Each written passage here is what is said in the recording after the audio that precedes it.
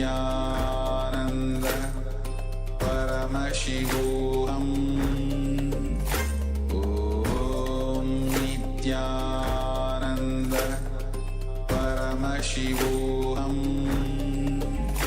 Om Nityananda Paramashivoham Om Nityananda Paramashivoham Om Nityananda Paramashivoham Om Nityananda Paramashivoham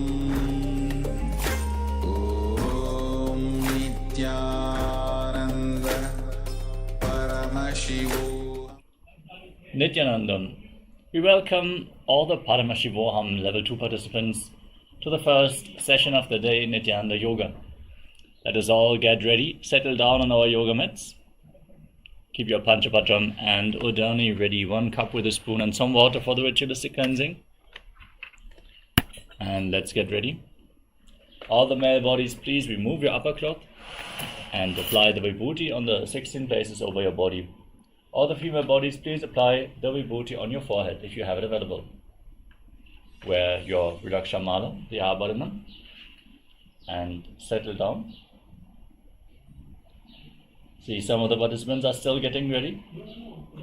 Quickly settle down on your yoga mats. Have some water at the side of your mat, so you can have a sip of water whenever you need. And let us now sit in a comfortable cross-legged position with the head, neck and spine in a straight line. Bring the hands in Namaskara Mudra in front of your heart center.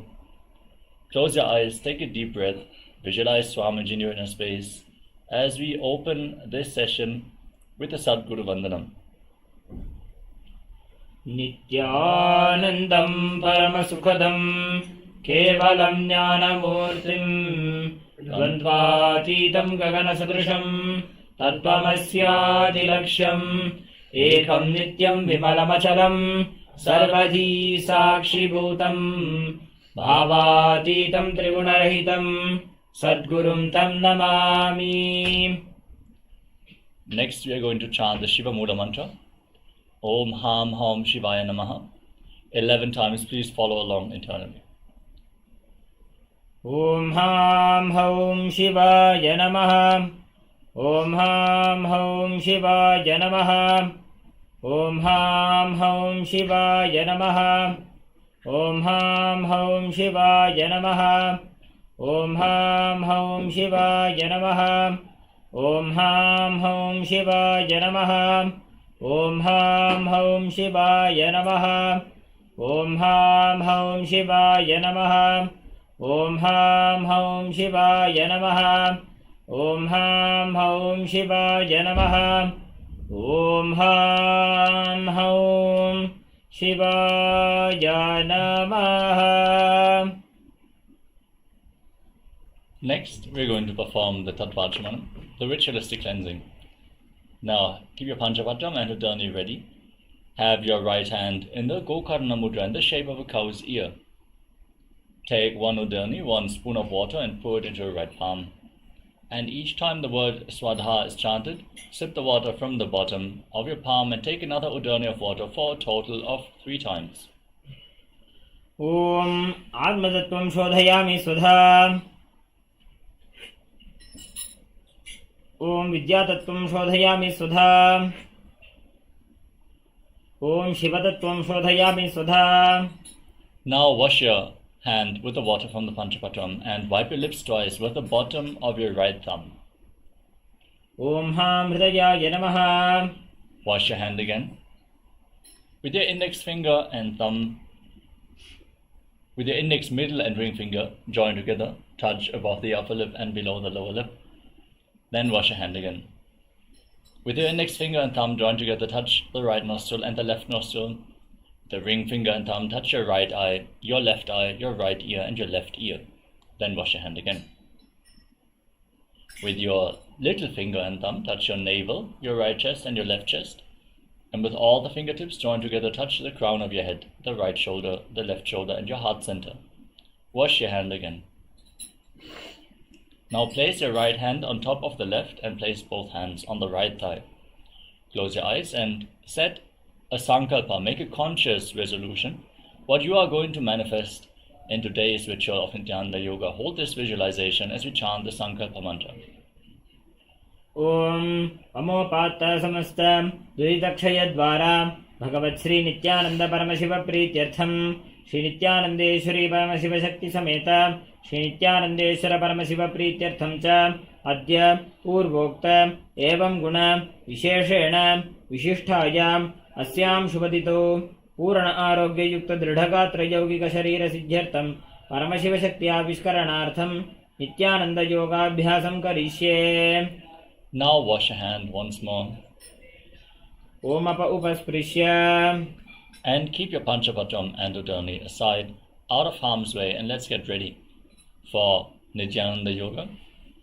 First, we're going to cover the components of Nityananda Yoga, starting off with asana, the physical body postures, aligning your body to Paramashiva, strengthening the muscles, bringing flexibility to the body, and intensely awakening the Kundalini Shakti, flushing all the nadis, the energy channels of the body, with intense energy.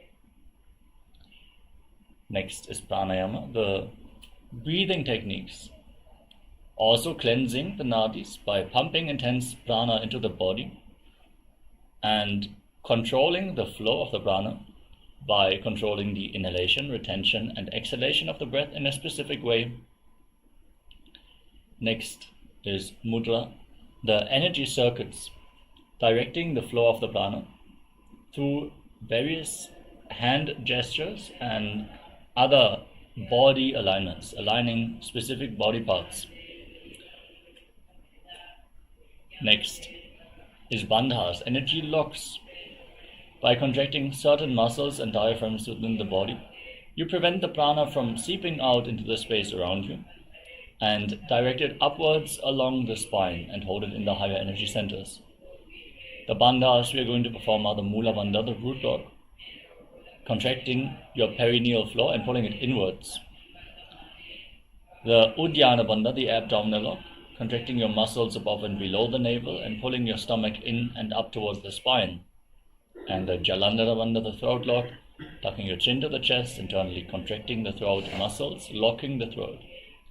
We're going to perform the Mula Bandha in every single asana.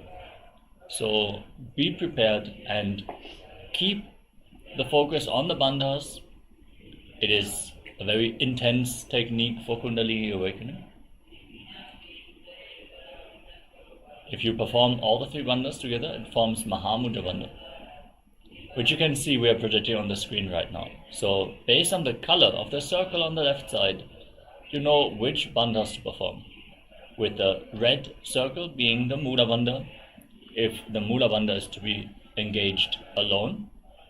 If there is a red and a yellow circle, it is Uddiyana Bandha and Mula Bandha, the abdominal lock. A blue circle is the Jalandhara Bandha, the throat lock, and the purple circle means Mahamudra Bandha, which is all three bandhas together. Next up is Karanas, sacred dance postures, as they have been preserved throughout the temples in India, carved in stone, moving your various body parts gracefully in synchronicity, aligns your body movements to the cosmic body movements, and brings intense awareness into every single part of your body.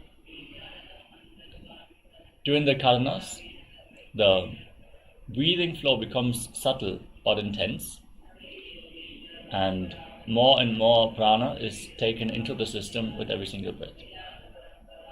Next is visualization. As you can see, we are projecting a visualization in the top right corner of the screen. We're going to have a different visualization for each and every asana. As you intensely hold this visualization during the asana practice, you align your thinking to Paramashiva, manifesting Mano Shakti, the power of thought. So embody that animal, that deity, that tree, that mountain, that you are visualizing. Sit as that being. Next is japa, the internal repetition of mantras. In the bottom left corner of the screen, we're projecting certain japas. Repeat that mantra internally without striking a sound. Simply visualize that it is rotating around your throat in a circular manner like a prayer wheel.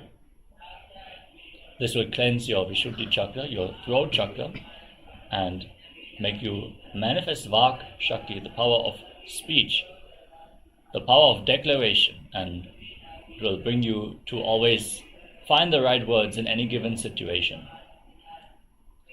Next is the external chanting of mantras. Align your listening to Paramashiva as you listen to the Sanskrit mantras, which are the references for all the asanas from the Vedic scriptures and the references from the various different masters of the Hindu tradition. As you listen intensely to the Sanskrit chants, the subtle brain grooves are being developed, enabling you to catch the higher truths more intensely, grasp them immediately as you hear them. So listen to our Acharya, who is chanting the various scriptural references for all the asanas. The next component is weightlifting. As part of Nityananda Yoga, keep some light weights at the side of your mat and implement them into the asana practice, strengthening your body and building it as you want. The Supreme Pontiff of Hinduism is very clear. Bodybuilding is a spiritual practice, and it is both for male and female. So keep some weights at the side of your mat and intensify your asana practice. Intensify the Kundalini awakening in these asanas as well. Next up is mandala, the two-dimensional reflection of certain gods and goddesses. In this case, we are projecting the Shri Yantra, which is the reflection of Mahadeva's very inner space. So gaze at this sacred yantra intensely but gently, like you would gaze at a rose, and mirror Mahadeva's inner space into your inner space. We recommend all the participants to have one of the energized copper yantras from the Supreme Pontiff of Hinduism on the front of your yoga mat, so you can gaze at it at your own convenience. The next component is Abharan, the sacred Rudraksha jewelry. As you wear Rudraksha beads on your body, you are holding your body in the high energy space, since Rudraksha beads are capable of holding on to the spiritual energy for a very long time, functioning like a spiritual power bank where you can keep your energy levels high as you keep the skin contact to the Rudraksha beads. Next is Aushadha, the sacred alchemy science from the Siddha tradition. These herbal remedies, these sacred energy medicines, when applied on your skin or ingested into your system, infuse intense prana, capable of curing even chronic diseases. So apply the vibhuti, apply the kumkum, and if you have it available, you can also mix some sandalwood powder and some water and turmeric, apply it on your temples. If you have any other aushadhas prepared by the Supreme Pontiff of Hinduism, feel free to also apply them during Nityananda Yoga. With this, we covered all the components. Let us now all settle down and get ready to enter into the Dvitiya Vinyasa Krama. Nityanandam, thank you for watching, and if you found the video enlightening, please give it a like, share it with your loved ones, and subscribe to stay connected with us. don't forget to click the bell icon to receive the notifications.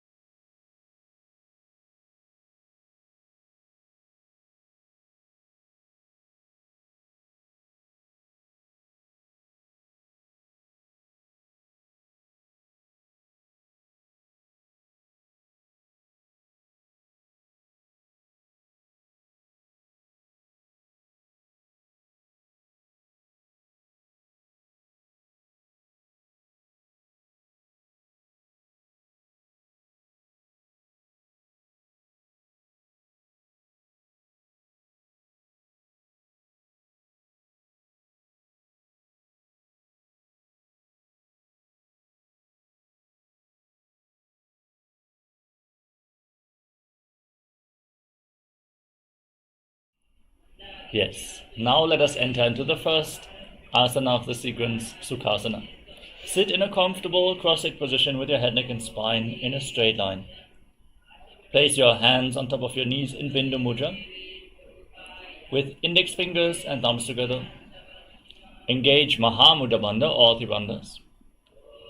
The root lock, the abdominal lock and the throat lock. As you visualize Lord Shiva in your inner space, breathe in Samana Kumbhaka. Inhale deeply into your navel region. Hold your breath. Exhale fully and again hold your breath. Comfortably, visualizing a flame being kindled in your navel region, rising up your spine. As you internally repeat the japa Soham, Soham, Soham in Sukhasana. तत्सुखासनमित्युक्तम् अशक्तस्तत्समाचरेत् आसनं विजितं येन जितं तेन जगत्त्रयम्. Next up is Parvatasana. Now place your feet on top of opposite thighs. Sit in Padmasana. Join your palms in Anjali Mudra. And raise your arms up above your head. Keep the elbows straight. Engage Mahamudra Bandha and visualize yourself as Mount Kailash. अथ वक्षे महादेव पर्वतासनमङ्गलं यत्कृत्वा स्थिररूपी स्यात् षट्चक्रादिविलोपनम्. Next up is Halipavasana. Extend your feet away from the body. Join the soles of the feet and interlock your hands behind your back in Parasha Mudra as you lean forward and down. Bring your forehead on the ground behind your heels.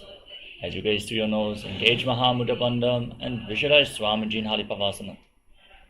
ऊरव विधिजाहू में जानो उभय पगथले संपुटानो विष्टुपछेदो वो करल्यावो दक्षिण करसो वाम गहावो. Next up is Nagi Pavasana. With the soles extended away from the body, soles together, extend your arms out, cup your palms and place them on the ground in front of your feet as you bring your forehead on the ground behind the heels. Gaze to the nose, engage Mahamudra Bandha and visualize yourself as a snake in Nagi Pavasana. ऊरव विधिपर्यागाने नीचौहौ बीकहूणी भनास्यो लगागी. Now keep your hands in Prana Mudra with index and middle fingers extended, holding on to little and ring fingers with your thumb. Catch the big toes and extend the legs forward and up, then cross them into Padmasana as you lean forward and down onto your elbows. Engage Mahamudra Bandha and visualize yourself as a bird in Kokilasana. अथान्यदासनं वक्षे येन सिद्धो भवेन्नरः अकस्मात् वायुसञ्चारं कोकिलाख्यासनेन च. Now stack your knees and ankles. Place one ankle on top of the opposite knee, the other ankle below the opposite knee in Ardha Padmasana. Hold on to opposite elbows and start rotating your arms in a wide circle. Gaze to the nose, engage Mahamudra Bandha, visualize Swamiji in your inner space, and every once in a while change the direction of the movement. Nityasana. घोड़ा बावां पाद की आशमा हिले सोज दस चरण को वार लोता परिगुल्फ समोज. Now place your hands on the ground and raise your hips up high. Straighten your legs and scoop your head and chest forward and down again and again. Pull your stomach in and up in Uddiyana Bandha, the abdominal lock, as you visualize yourself as an elephant in Gajasana. निजं पादाग्रे भूमौ गृत्वा लम्बी भूया मस्तकाग्रे निधाय. From the same position, now push one heel to the ground and lift the other heel up. Keep the knees straight. As you engage Uddiyana Bandha, visualize yourself as a bear in a Rikshasana. एकैकं पादमाकुञ्च गजासनं कुर्यात् वृक्षासनं भवति. Now rise up, stand on the tips of your big toes, and bring your hands to the chest in Hridaya Mudra with index, middle, and ring fingers joined together. Perform Uddiyana Bandha and visualize Swamiji in Vaishyasana. केशेन पादयुगलं बद्ध्वा तिष्ठेत अधोमुखः अथ वैश्याः वक्षे यत्कृत्वा सत्यवान् भवेत्. Next up is Urdhva From Arimandi position, heels together, toes pointing outwards and knees bent. Bring your hands to the chest, elbows raised, and raise one knee up along the center of your body in a circular motion. Follow along with the respective hand gracefully again and again.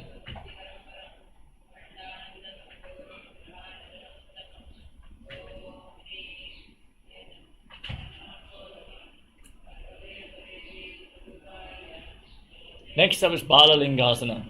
Now interlock your fingers from the outside in and Sarvashankari Mudra. Raise one knee up towards your chest and pull it close with both hands.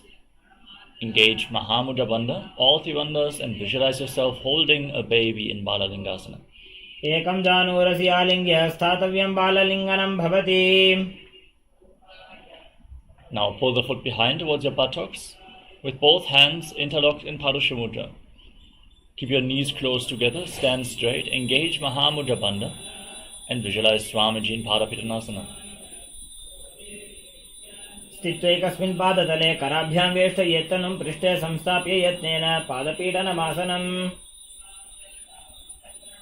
Next up is Natarajasana. From the same position, hold on to the sole of the foot. Kick the leg back and up as you extend the other hand forward in Bindu Mudra, visualizing yourself as Lord Nataraja in Natarajasana. उत्तानपादं क्रौञ्चं च मरीचिं वीरभद्रकं नटराजं त्रिकोणं च सुप्ताङ्गुष्ठप्रसारणे. Next up is Balalingasana. Now pull the other knee towards your chest with the hands interlocked in Savashankari Mudra. Engage Mahamudra Bandha as you visualize yourself holding a baby. एकं जानुरसि आलिङ्ग्य स्थातव्यं बाललिङ्गनं भवति. Now pull the foot behind towards your buttocks with both hands in Padusha Mudra. Engage all three bandhas and visualize Swamiji in Parapittanasana. स्थित्वैकस्मिन् पादतले कराभ्यां वेष्टयेत्तनं पृष्ठे संस्थाप्य यत्नेन पादपीडनमासनम्. Now hold the sole of the foot, kick the leg back and up, and extend the other hand forward in Bindu Mudra, visualizing yourself as Lord Nataraja in Natarajasana. उत्तानपादं क्रौञ्चं च मरीचिं वीरभद्रकं नटराजं त्रिकोणं च सुप्ताङ्गुष्ठप्रसारणे. Next up is Ardha Richikarana from Arimandi position. Heels together, toes pointing outwards and knees bent. Bring your hands to the chest, elbows raised, and step the right foot behind the left. Swing the right arm back and forth, gracefully moving the hand like a pendulum. Now place the hand over your nose, uncross your ankles, step the left foot behind and repeat the movement.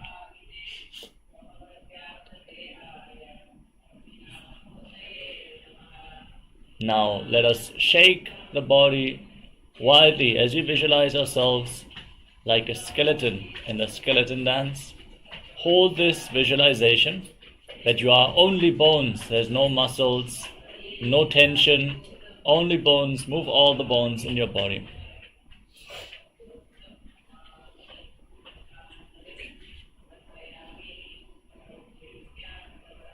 Next up is Katichina Karana from Adimandi position.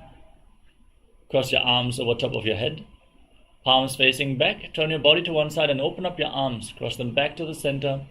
Open them up to the other side again and again.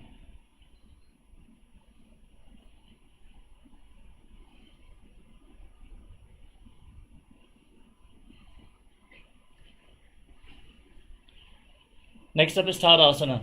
From a standing position, rise up onto the toes and raise your arms up parallel above your head. Engage all three bandhas, Mahamudra Bandha, and visualize yourself as a palm tree as you internally chant the new japa Shivoham in Tadasana.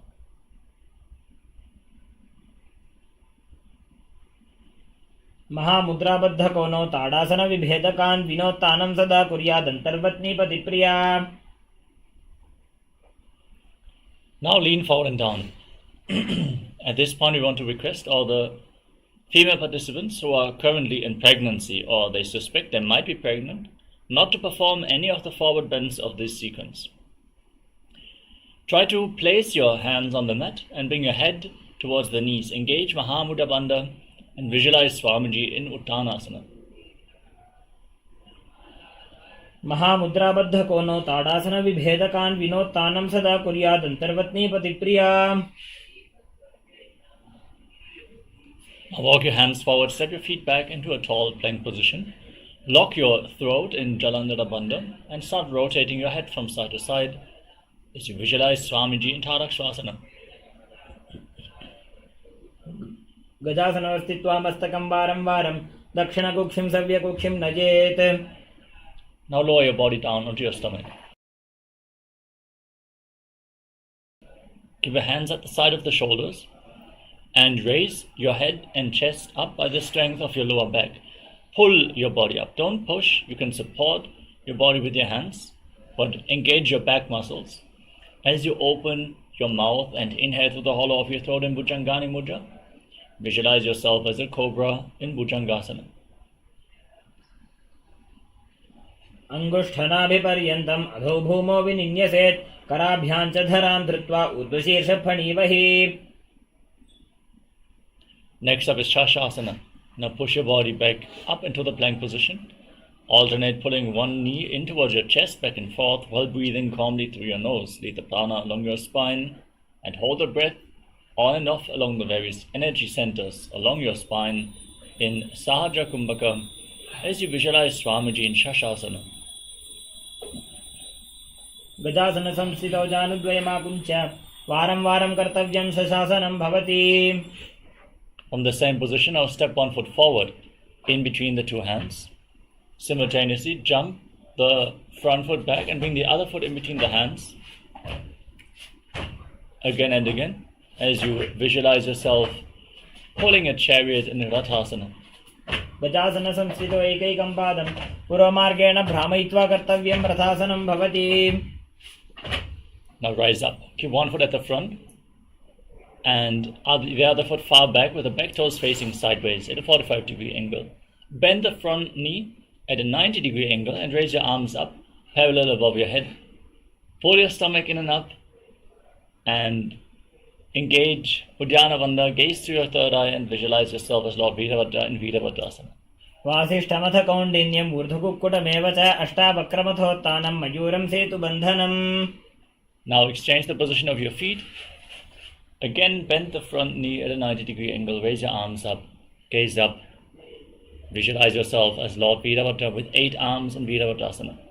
वासिष्ठमथ कौण्डिन्यम् ऊर्ध्वकुक्कुटमेव च अष्टावक्रमथोत्थानं मयूरं सेतुबन्धनम्. Now, raise one foot up towards the inner opposite thigh. Keep the heel against the perineum.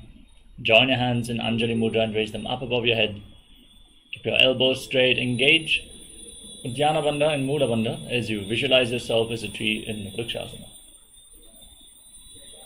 वामोरुमूलदेशे च याम्यं पादं निधायतो तिष्ठेत् वृक्षवद्भूमौ वृक्षासनमिदं विदुः.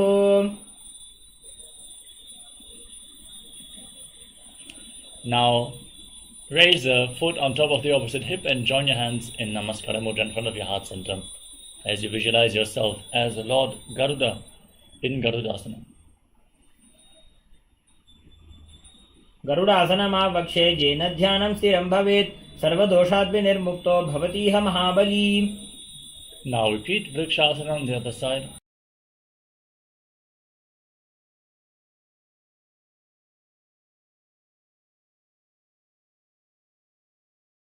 Bring the other foot up towards the inner opposite thigh and join your hands in Anjali Mudra as you raise them up.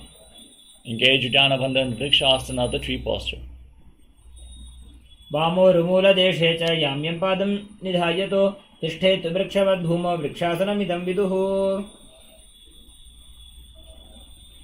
Next up is Garudasana on the other side. Bring the raised foot on top of the opposite hip. Your hands in Namaskara Mudra in front of your heart center and visualize yourself as Lord Garuda. गरुडासनमावक्षे येन ध्यानं स्थिरं भवेत् सर्वदोषाद्विनिर्मुक्तो भवतीह महाबली. Now step one foot forward and the other foot far back with the back toes facing sideways. Extend your arms out parallel towards the ground and lean forward and down. Place one hand by the foot and the other arm raised up. Align your shoulders, rotate your torso and look up along the raised arm. Intensely stretch your legs and bring flexibility to your spine as you gaze up. Visualize yourself as a triangle in Trikonasana. उत्तानपादं क्रौञ्चं च भरीचिं वीरभद्रकं नटराजं त्रिकोणं च सुप्ताङ्गुष्ठप्रसारणे. Rise up and lean down to the other side. Rotate your feet or exchange the position of your feet as you lean down towards the other foot. Gaze up, repeating Trikonasana, the triangle pose on the other side. उत्तानपादं क्रौञ्चं च मरीचिं वीरभद्रकं नटराजं त्रिकोणं च सुप्ताङ्गुष्ठप्रसारणे. Next up is Nikuttakakarna from Adimandi position. Heels together, toes pointing outwards and knees bent. Bring your hands to the chest with the palms facing each other. Raise one heel off the ground. Stomp the heel down and lift the other heel up as you exchange the position of your hands in front of your chest in Nikuttakakarna.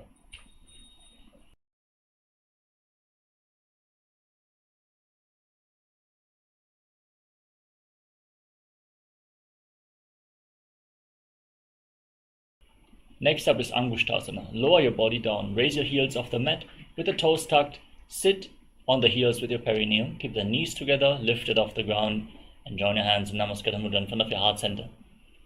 Start buzzing like a bee on the in and exhalation in Brahmari Kumbhaka continuously. Visualize Swamiji in your inner space in Angushtasana as you internally chant the new japa Sadashivoham.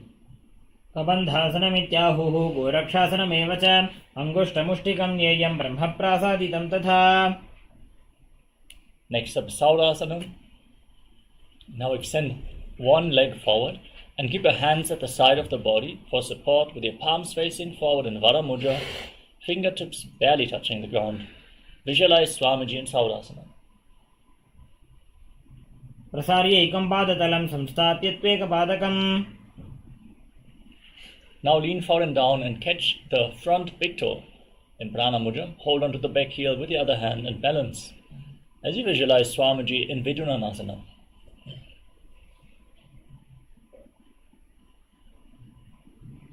गुल्फस्थितो पादमेकं प्रसार्य तत्पादाग्रं संस्पृश्य तत्करेण. Next up is Savasana. On the other side, now extend the other leg forward, hands at the side, palms facing forward, and visualize Swamiji in your inner space. प्रसार्य एकं पादतलं संस्थाप्य त्वेकपादकम्.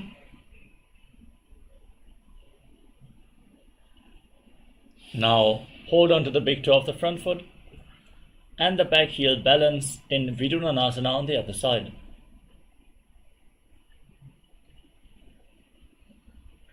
गुल्फस्थितो पादमेकं प्रसार्य तत्पादाग्रं संस्पृश्य तत्करेण.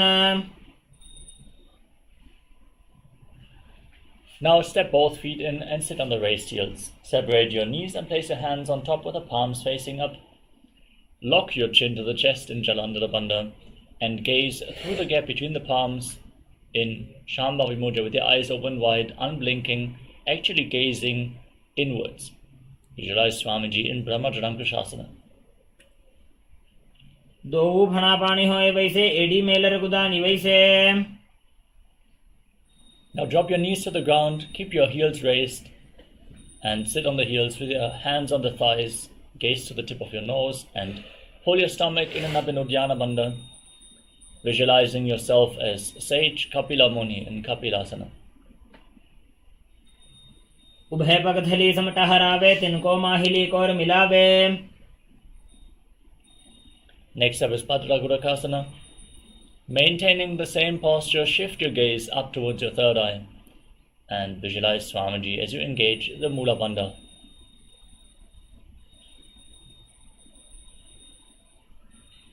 दो पगथली संपुट करे कोरवारली भूपर इधरे. Now raise your knees off the ground, bring the soles of the feet together, knees wide apart. Join your thumbs and little fingers and open up your palms, resembling a lotus flower in Padma Mudra. Raise your arms up above your head and gaze up through the gap between the palms. As you engage Uddiyana Bandha, visualize Lord Surya in your inner space and don't forget to buzz like a bee in Brahmara Kumbhaka in Suryasana.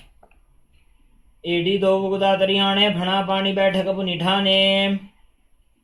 Now lower your knees down, keep your feet flat on the mat and your hands on top of the knees. Gaze up towards your third eye, visualize yourself as a frog as you press your tongue up flat against the palate of the mouth in Manduki Mudra, catching the nectar of immortality which is dripping from the Sahasrara chakra with your frog tongue.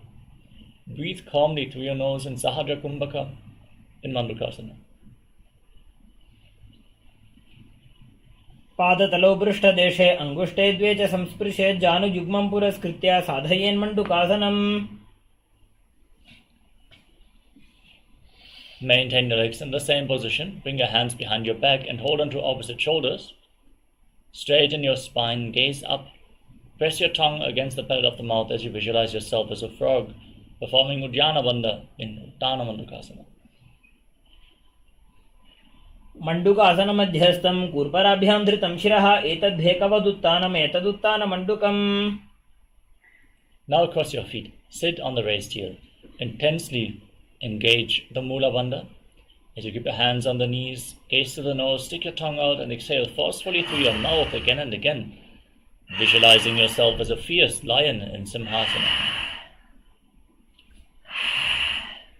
दक्षिणं सव्यगुल्फेन दक्षिणेन तथेतरं हस्तौ शजान्वो संस्थाप्य स्वाङ्गुलीश्च प्रसाद्य च. Next up is Padasana. Now join the soles of the feet, keep your knees wide apart and sit on the heels with the toes pointing back. Cross your arms behind your back and hold onto your big toes in Prana Mudra with index and middle fingers. Lock your chin to the chest, gaze to the tip of the nose. And again, perform the Brahmari Kumbhaka buzzing like a bee on the in and exhalation as you visualize Swamiji in Padasana. गुल्भौ च वर्षणस्याधो व्युत्क्रमेण समाहितः पादाङ्गुष्टौ कराभ्यां च धृत्वा च पृष्ठदेशतः. Next up is Kaga Bhushandi Asana. Place your feet flat on the ground and raise your knees. Bring your hands in between the legs and around the knees. Interlock your hands behind your back if you can. Bring your hands behind your back and try to touch opposite hands. As you gaze to the tip of the nose, visualize yourself as a crow in Kaga Bhushandi Asana. प्रथमे वेसक उकटठाने दो हाथ पकड़नी च आने. Next up is Kanipavasana. Now place your hands on the ground, place your knees onto your elbows. Lean forward. Bring your knees up towards your armpits and straighten your legs. Lean forward and balance on your arms as you visualize Swamiji in Kanipavasana. आसन को गुण आशीतुष्टा होई तो आची होई. Next up is Kapali Asana, the first inverted posture of the sequence. Requesting all the participants who have any specific ailments like neck or spine injuries or high blood pressure to take it slow with the inverted postures and consult your doctor before performing any of these training asanas. Please make sure you are aware of your health and you take the necessary precautions. If you feel unstable in any of these postures, feel free to always lean against the wall or ask someone to assist you in the performance of this asana. As we get ready, place your head on the ground, form a triangle with your head and the hands. Bring your hips above the shoulder level. You can keep your knees on the elbows. Then raise your feet up. Stack your knees over the hips and the ankles over the knees. Push yourself up into a headstand as you gaze to the tip of the nose and visualize Swamiji still buzzing like a bee in Brahmari Kumbhaka in Kapali Asana. शीश शीशा धरती टेकी पग दो वो मिलिवा ऊंचा को करे.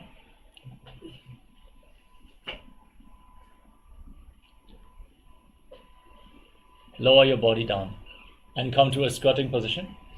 We are now going to enter into Rechaka Kumbhaka, exhaling all the way and holding your breath after every exhalation, intensely cleaning your entire body as you rotate your body to one side, align one knee and the respective hip with your elbows. Lean onto your elbows, extend the legs out to the side and balance on your arms as you gaze to your third eye, visualizing yourself as a peacock in Parshvamayurasana. मयूरं दंडवत् कुर्यान् मायूरं दंडनामकम्. Now twist your body in the opposite direction. Lean onto your elbows.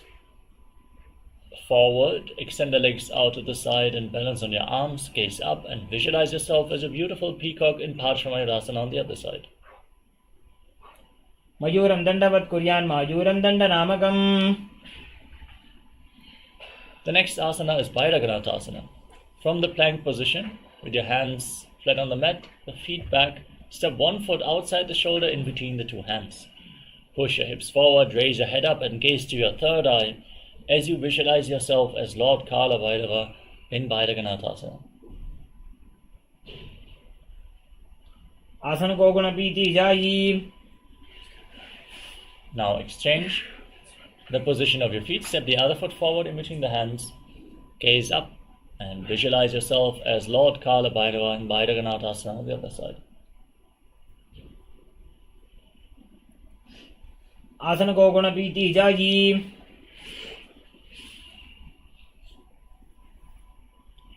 Next up is Unmukha Pitasana. Now step your feet back and bring your forearms on the ground. Keep your hips raised.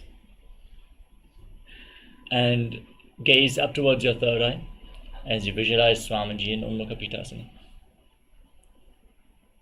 भून्यस्थौ जानुनी हस्तौ चतुष्पदम वाङ्मुखम्. Now rise back up onto your hands and rotate your body. Lift one arm up towards the sky. Gaze up along the raised arm as you visualize yourself as Sage Vashishta in Vashishtasana. ऊर्ध्वकुक्कुटवासिष्ठ मरीचिहल मत्स्यकं परिवृत्तिं चोदरस्य विविधं धनुरासनम्. Now rotate your body to the opposite direction. Raise your arms. Keep your body straight as a plank, your shoulders aligned. As you gaze up, visualize yourself as Sage Vashishta in Vashishtasana. ऊर्ध्वकुक्कुटवासिष्ठ मरीचिहल मत्स्यकं परिवृत्तिं चोदरस्य विविधं धनुरासनम्. Next up is Anjani Asana. Now extend your legs forward and bring your hands underneath the buttocks with the palms facing up. Gaze towards the tip of the nose. Lock your chin to the chest in Jalandhara Bandha as you internally chant the new japa Mahasadashivoham. Visualize yourself as Lord Hanuman in Anjani Asana. दोवू करकी उभय हथेली कोरवारली मैले भेली. Next up is Paschimottanasana. From the same position, lean forward and down and hold onto the big toes in Prana Mudra with index and middle fingers. Engage Mahamudra Bandha or Tribandhas as you visualize Swamiji in Paschimottanasana.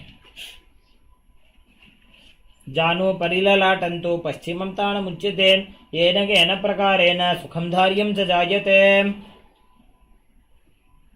Next up is Ugrasana.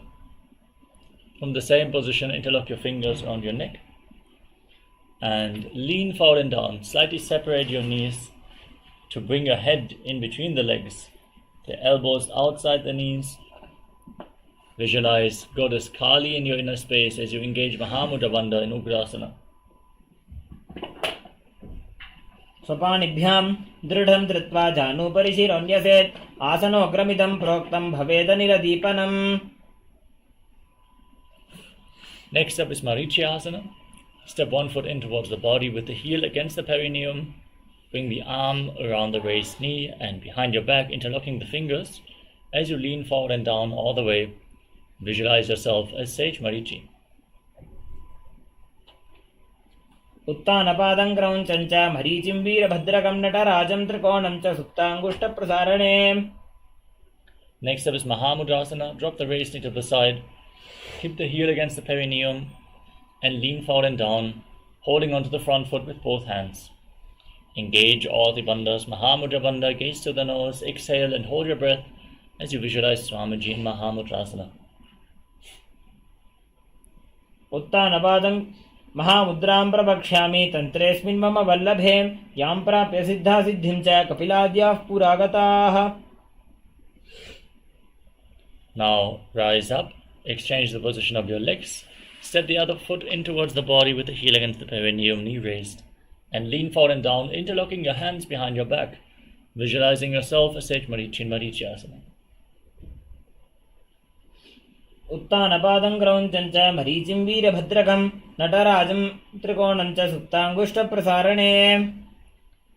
Now drop the raised knee to the side, keep the heel against the perineum, and lean forward and down, holding onto the front foot with both hands. Engage Mahamudra Bandha as you gaze to the nose and visualize Swamiji in Mahamudrasana. महामुद्रां प्रवक्ष्यामि तन्त्रेऽस्मिन् मम वल्लभे यां प्राप्य सिद्धासिद्धिं च कपिलाद्याः पुरागताः. Next up is Vajrasana 2. Bring the soles of the feet together and interlock your fingers around the toes as you pull your heels against the perineum.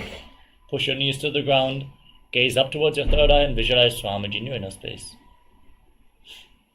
गुल्भौ च वृषणस्यादः सीवन्त्याः पार्श्वयोः क्षिपेत्. Now, extend your feet away from the body with your hands on the respective knees. Keep your toes together and separate your heels as you lock your chin to the chest in Jalandhara Bandha and gaze to the nose, visualizing Swamiji in Gvalipavasana. पूरव चरपट चौक कक्षोसो जी वाही विधि जोगी जैसो जी. Next up is Joni Asana. Bring your feet back in towards the body. Hold onto the soles of the feet with all 10 fingers and lean forward and down all the way. As you gaze to the nose, visualize the Yoni Mandala, the visual representation of Devi Paramashiva Shakti in Joni Asana.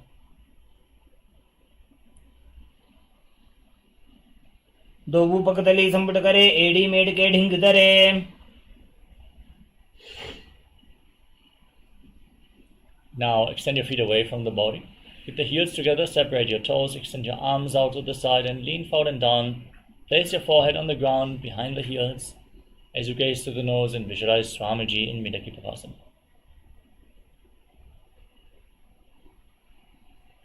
पूरव विधि परिपकथली संपुट शोल एडी मिली राशे. Next up is Siddha Samadhi Asana. Bring your feet in towards the body, toes together, heels apart. Scoop your hands below the shins. Keep the palms facing up and place your chin on the ground in front of the feet, with your toes touching your throat. Gaze to the tip of the nose and visualize Lord Surya in your inner space. दोबू पकतली संपुट करे सोले मेढ आगा में धरे. Next up is Chinakipavasana. With the feet in towards the perineum, keep your heels together and separate the toes. Hold on to the feet with your hands and open them up like a book, pressing your elbows down onto your thighs. Gaze to the tip of the nose as you visualize Swamiji in Chinakipavasana. दो पका की AD धरती मगिवा मेढ लगावे. Next up is Charapada Chokasana. Bring the soles of the feet together and place your hands on the respective knees. Gently push your knees down to the ground. Open up your hips. Gaze up towards your third eye as you pull your stomach in and up in Uddiyana Bandha and visualize Swamiji in Charapada Chokasana. दोवो पकतली संपुट धारे आगाने करे जारे पसारे.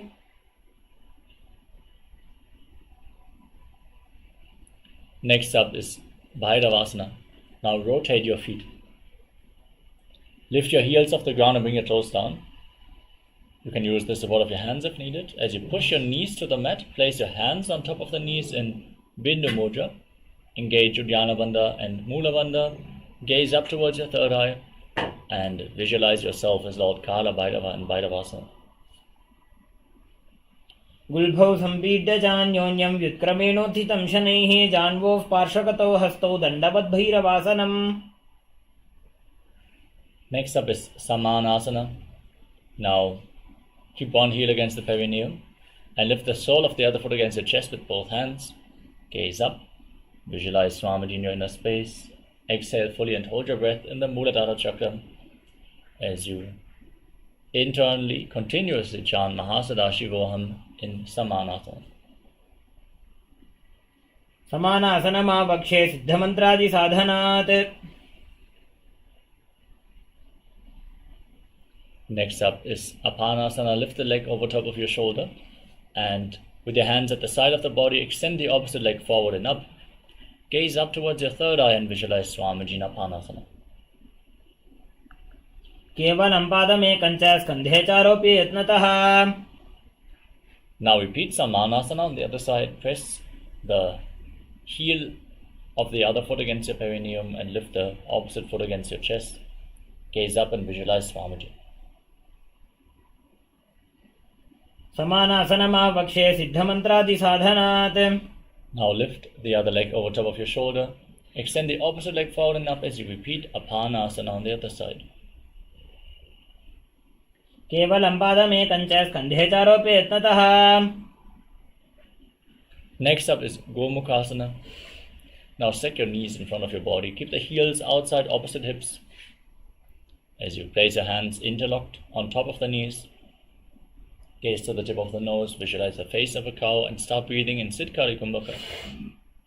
Keep your tongue up against the palate of your mouth and hiss through the teeth without your tongue actually touching the teeth. And exhale through your nose. Internally chant Om Nityanandoham in Gomukhasana. Savye Dakshinagulbham tu Prishtaparshve niyojayet.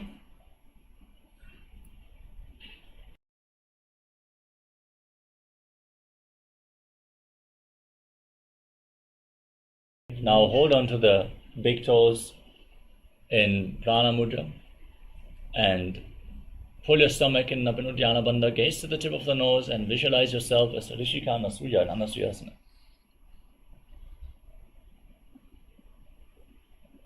दक्षिण गोड़ों नीचे उठाने, बाहों ताके ऊपर आने.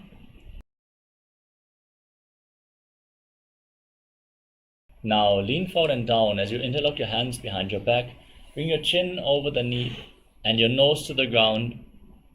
Engage Mula Bandha and visualize yourself as Rishika Nasuya in Anasuyasana too.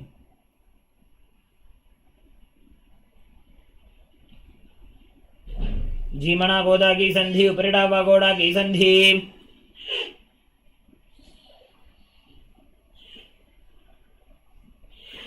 Next up is Garudasana 2. Now place the right foot flat on the mat and keep the knee raised against your chest. Keep the left heel against your perineum, hands on the respective knees. Gaze to the nose and visualize yourself as Lord Garuda in Garudasana 2. डाबो पगमोड़ी जेड़ी माहिलो गुलभमूलद्वारिणी चैदे. Now raise your perineum onto the heel. And interlock your fingers around the neck, twisting your elbows outside the raised knee. Gaze up towards your third eye and visualize yourself as sage Narada in Naradasana.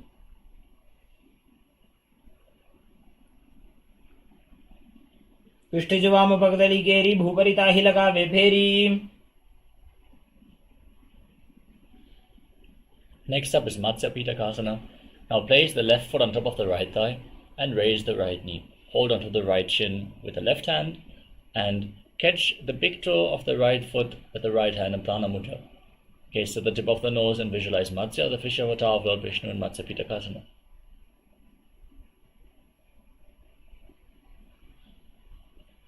वामे नवामांगुष्टंतो गृहीतं मत्स्य पीठकम्.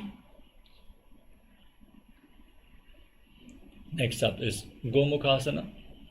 Now cross your feet, bring the knees over top of each other with the other knee on top this time.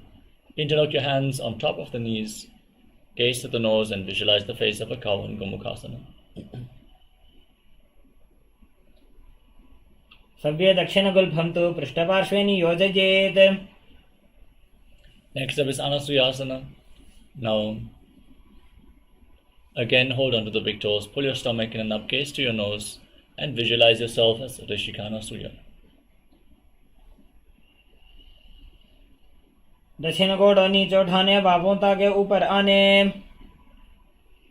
Next up is Anasuyasana 2. Now hold on to opposite hands behind your back and lean forward and down. Bring your chin over the knee, the nose to the ground if you can. Try to touch the nose to the mat as you visualize yourself as Rishika Nasuya.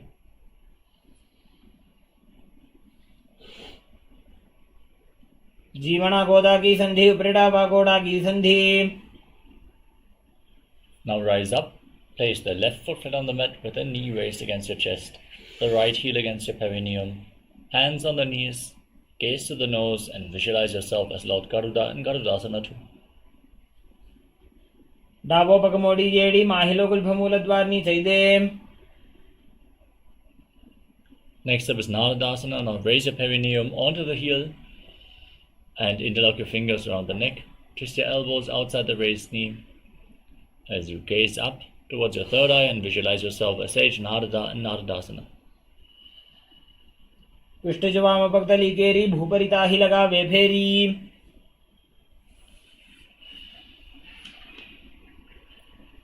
Next up is Matsya Pitakasana. Now place the right foot on top of the left thigh and raise the left knee towards your chest. Hold on to the shin and the big toe of the left leg and gaze towards the tip of the nose as you visualize Matsya, the fish avatar of Lord Vishnu in Matsya Pitakasana. वामेन वामाङ्गुष्ठन्तु गृहीतं मत्स्यपीठकम्. Now extend your legs out in front and place the left foot on top of the right thigh. Raise the right knee, twist your left elbow outside the raised knee with the hand by the neck. The other hand on the ground behind you. Gaze up and visualize Sage Matsendranath in Matsendrasana.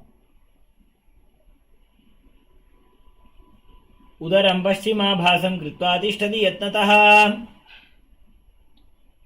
Now extend the front hand down to the foot, hold onto the big toe in Prana Mudra, and place the other hand on the respective ear as you gaze towards your third eye and visualize yourself as a camel in Kubasana. आसन को गुण झोलो जाए. Now place the hand on the ground behind you, gaze up towards your third eye and visualize Sage Matsendranath in Matsendrasana. मत्स्येन्द्रपीठं जठर प्रदीप्तिं प्रचंड रुक्मंडल खंडनास्त्रम्. Now extend your legs out in front. This time place the right foot on top of the left thigh, raise the left knee, twist your elbow around the raised knee with the hand by the neck, the other hand on the ground. Gaze up, twist your spine and visualize Sage Matsendranath in Matsendrasana on the other side. उदरं पश्चिमाभासं कृत्वा तिष्ठति यत्नतः. Next up is Kubasana.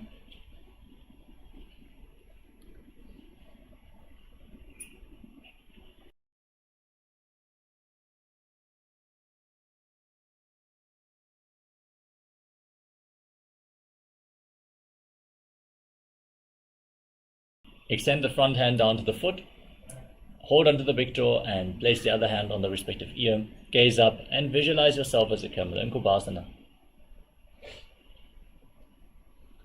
आसन को गुण झोलो जाए. Now repeat Matsendrasana 2. Place the hand from the ear to the ground behind you. Keep holding onto the front foot. Twist your spine even further and visualize Sage Matsendranath.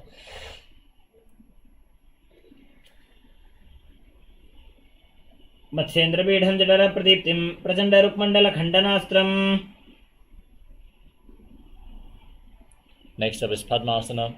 Place your feet on top of opposite thighs and place your hands on the respective knees. Engage all three bandhas. Mahamudra bandha, gaze to the tip of your nose. Breathe in Sitali Kumbhaka with your tongue firmly pressed against the teeth, hissing through your teeth on the inhalation. Internally chant Om Nityananda Mahasadashivoham as you visualize yourself as Lord Shiva in Padmasana. आसनं द्विविधं प्रोक्तं पद्मं वज्रासनं तथा. Next up is Padmasana 2. Now cross your arms in front of your body and hold on to the big toes in Prana Mudra. Gaze to the tip of the nose as you visualize yourself as Goddess Parvati, the consort of Lord Shiva in Padmasana 2.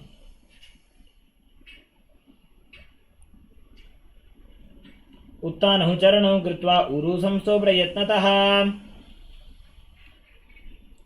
Next up is Kukutasana. Keeping your legs crossed in Padmasana, bring your hands through the legs.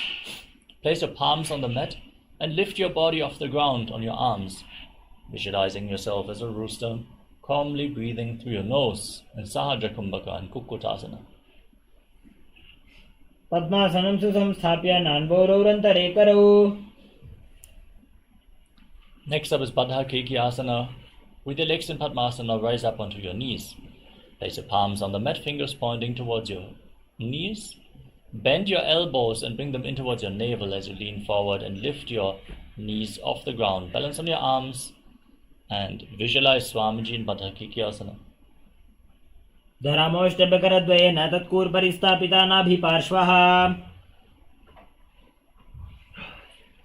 Now extend your legs back with your elbows against your navel. Lean forward and balance with the legs extended straight, visualizing yourself as a peacock in Mayurasana. अथ वक्षे Mahadev मयूरासनमुत्तमम्. Now lay down on your stomach, forehead on the ground, interlock your hands around your neck and turn your feet so the toes are pointing to the side and the heels are touching the mat. visualizing yourself as a crocodile in Makarasana. अध्यासशेते हृदयं निधाय भूमौ च पादौ च प्रसार्यमानो. Next up is Shalabhasana. Now, keep your hands at the side of the shoulders, palms on the mat, and lift your legs off the ground completely, including the knees. Visualize yourself as a locust in Shalabhasana. दो हाथ पग बाहर आने, घोड़ा तरे काकसी ठाने. Now bend your knees, hold onto the feet and pull them down outside the hips. Try to touch the ground with your heels as you visualize yourself as a camel in Uttanasana.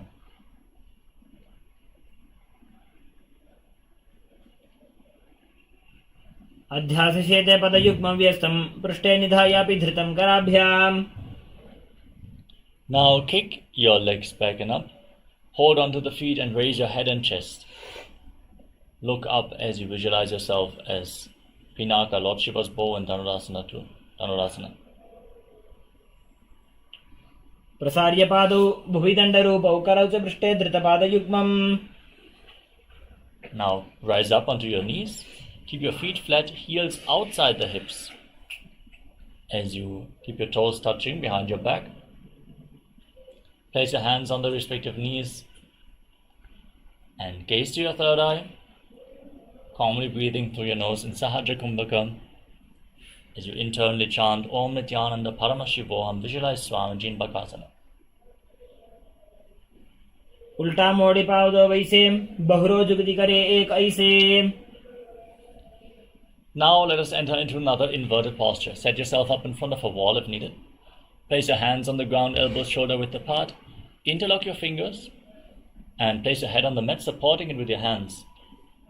Raise your hips, straighten your legs, walk your feet forward, align your hips with the shoulders and then lift your legs off the ground. Keep your knees bent and pull your knees in towards your chest. Try to touch the knees to the chin. Squeeze your body into a ball as you gaze to the nose and visualize Swamiji in Gohi Asana. दो हाथ की कहोनी जोजी, पुनः कलाई जाने दोई. From this position now straighten your legs up. Knees above the hips, ankles above the knees. Slightly push your hips forward, straighten your body, breathe deeply as you gaze to the nose and visualize Swamiji in Shirshasana. विपरीतं मण्डलं च द्विधैव विदितं हिनः. Gently lower your legs down and come to a seated position with the legs extended forward. We're now going to perform the Bhastrika Kumbhaka, exhaling rapidly by contracting your abdomen and pushing it inwards. Just continuously push the air out of your lungs again and again. Without inhaling, just push the air out. It will flow back into your lungs naturally. We're going to perform this Kumbhaka throughout the next few asanas, starting off with Podhyasana. Now hold on to the calves and extend your legs forward and up as vertical as possible. Visualize Swamiji in your inner space. दो हाथ पग बाहर आने, घोड़ा तरे काकसी ठाने. Now bring your hands behind your back, holding onto opposite shoulders. Extend your legs forward. Gaze up and visualize yourself as a mace in Parigasana. उत्तानशयनं कृत्वा पादौ मिलित्वा प्रसार्य. Extend your arms out in front of you, parallel to the ground. Keep your legs raised, gaze up and visualize yourself as a boat in Naukasana. उत्तानशयनं कुर्पराभ्यां भूमिं वष्टभ्य. Now scoop your hands below the feet and pull them in towards your chest as you gaze to the tip of the nose and visualize yourself as Lord Rudra in Rudrasana. पगतली संपुट करी हाथस्य पग ऊंचाई. Now relax, breathe calmly, lay down on your back, place your feet on the ground, knees raised, place your palms on the mat just behind the heels, push your hips off the mat, contract the perineal floor and lock your throat. Inhale and hold your breath, pushing it upwards but preventing it from escaping by keeping your throat locked. In Mocha Kumbhaka, hold your breath for a long time. Gaze to the tip of the nose and visualize Swamiji in your inner space in Unmukha Pitasana. ऊर्ध्वे च जानुनी कृत्वा शवित्वोर्ध्वमुखं तथा. Now lay down flat on your back. Keep your hands at the side of the body, palms facing up, and pull the Kundalini Shakti upwards along your spine forcefully in Shakti Charan Mudra. Pull it from the Muladhara chakra all the way to the Sahasrara, the crown of your head, and unclutch from the desire to move your body. Be completely still as you visualize your body is dead, and Swamiji, the Supreme Pontiff of Hinduism, is liberating you.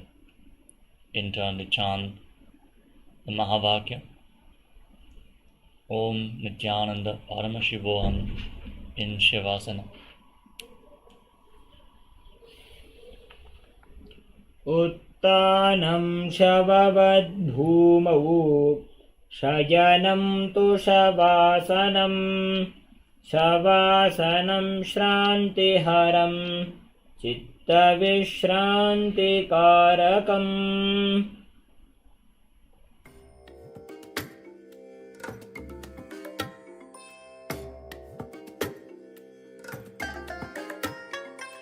I bless you all.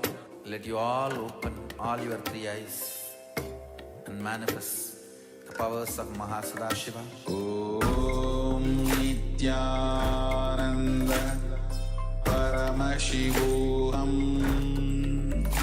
Om Nityananda Paramashivoham. Om Nityananda Paramashivoham. Om Nityananda Paramashivoham. Om Nityananda Paramashivoham. Om Nityananda Paramashivoham.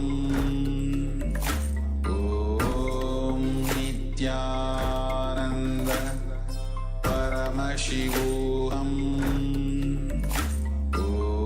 Om Nityananda Paramashivoham. Om Nityananda Paramashivoham. Om Nityananda Paramashivoham.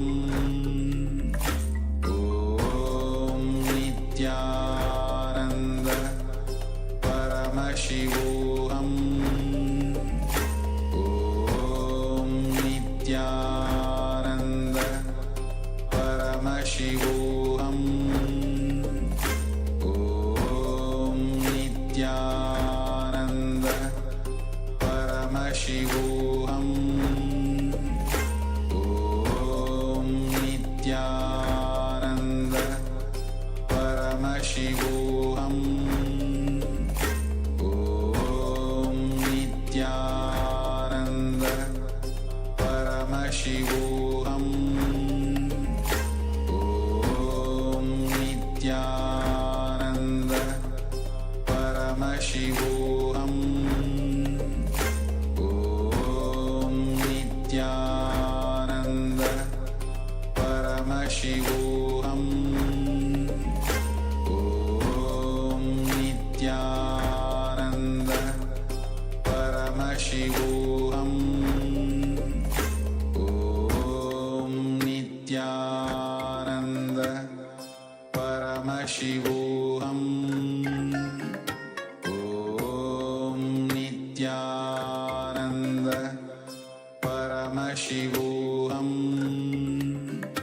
Om Nityananda Paramashivoham. Om Nityananda Paramashivoham. Om Nityananda Paramashivoham. Om Nityananda Paramashivoham. Om Nityananda